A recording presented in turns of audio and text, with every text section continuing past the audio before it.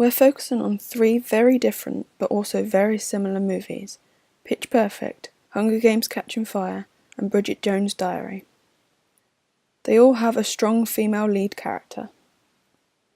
All 3 movies were released worldwide, therefore they all had a big enough budget to advertise widely.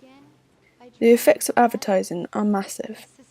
Billboards in cities like London and New York gather a lot of attention due to the population of them. Catching Fire was advertised in almost every way possible, due to the larger budget left for post-production. It was advertised at bus stops, on billboards, and on sides of buses all over the world. Pitch Perfect wasn't able to be advertised in quite as many ways because of slightly lower budget, but with all of the advertising done, the film still became huge all over the world. Bridget Jones' Diary also became huge due to the massive advertising mainly in the UK, but it did become worldwide. I consider all 3 movies to have a very active audience, as we are drawn to each female character emotionally. We feel more connected to them. They are involved and engaged with the whole story. Catching Fire fans are generally adventure and science fiction fans. A lot of those who went to see the movie had read the book beforehand, making them more likely to have gone and understood the story being told. Whereas Bridget Jones' Diary and Pitch Perfect fans are either watching because of the comedy or famous stars acting. I don't feel that health concerns really relates to the genres of our movies. A lot of films tend to be a distraction for the audience from their life and problems, so it's the same as any other films. They may or may not be gripping enough to have people sat down watching the movie on repeat. This would affect their physical health. That's the only health concern we can think of for these films. In some cases, when violence or explicit content is shown to an audience, it would usually have a bad effect. However, it could be argued that it would help tell the story better. And I can back this up by the genre of strong female leads. For example, in Catching Fire, there are bound to be shown acts of violence to help tell the story and potentially develop the character. Katniss shows great strength with acts of violence, which simply overpowers the men in that way. The hypodermic needle model is the idea that the media is force-feeding us content. They plant ideas into our minds that the audience will accept. The genre of female leads is said to be quite unpopular and less favoured as portrayed by the media. However, in Bridget Jones, she is much the focus of the film, ultimately proving this theory wrong. The reception study is the audience's decoded message, dominant, negotiated and oppositional. The audience's message would be targeted towards the genre of female leads. For dominant, they would say they're a good idea to portray strong women. The negotiated would say that they are neither delighted or disheartened by the idea of a female lead.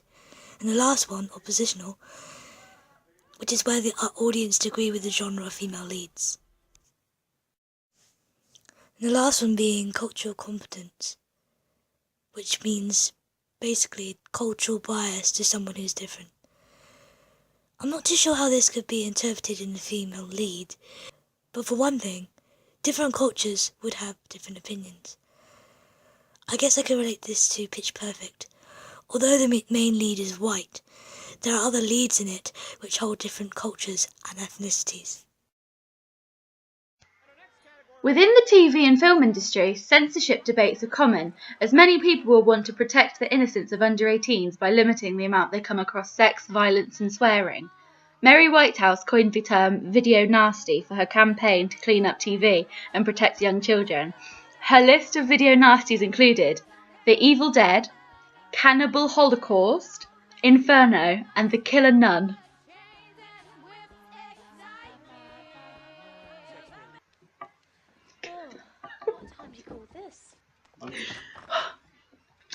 In the genre of strong female leads, the severity of censorship has decreased over time. For example, within Bridget Jones, the whole character is depicted as a smoker who drinks heavily and swears a lot. This is so a current audience can relate to her, whereas 50 years ago the female characters would have had to have been censored because she wouldn't have been seen to hold the correct morals. Also in Bridget Jones' Diary, sex is spoken about and isn't made a big deal of. In fact, a line about Bridget's sex life was included in the original trailer edit. This was swiftly re-edited to exclude the clip after complaints were made.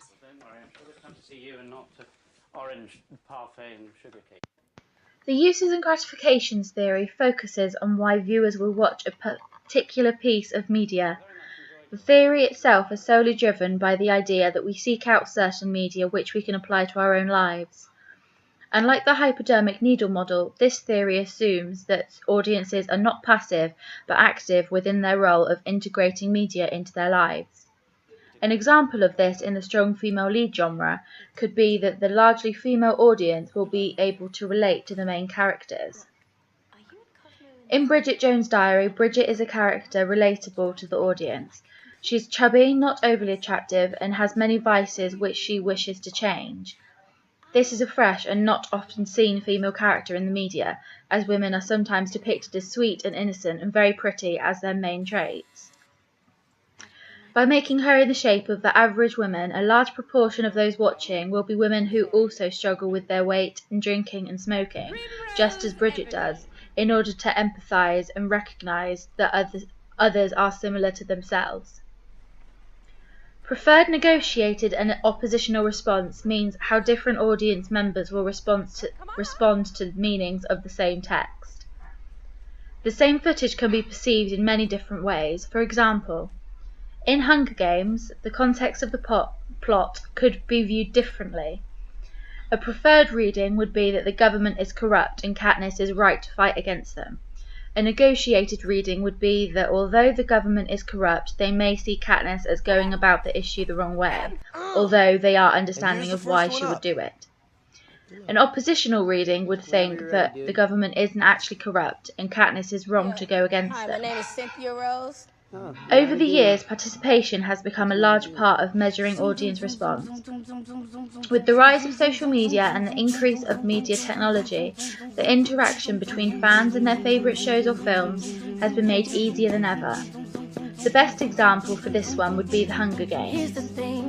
Over 1 hour on the 25th of April, 1,214 tweets were made with the hashtag Hunger Games.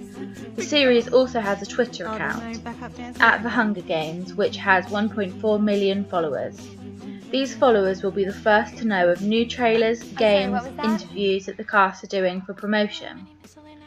The Hunger Games also has a website which includes an interactive games for fans to play. This game allows the fans to virtually take part in the Hunger Games and see how long they would last in Katniss's situation.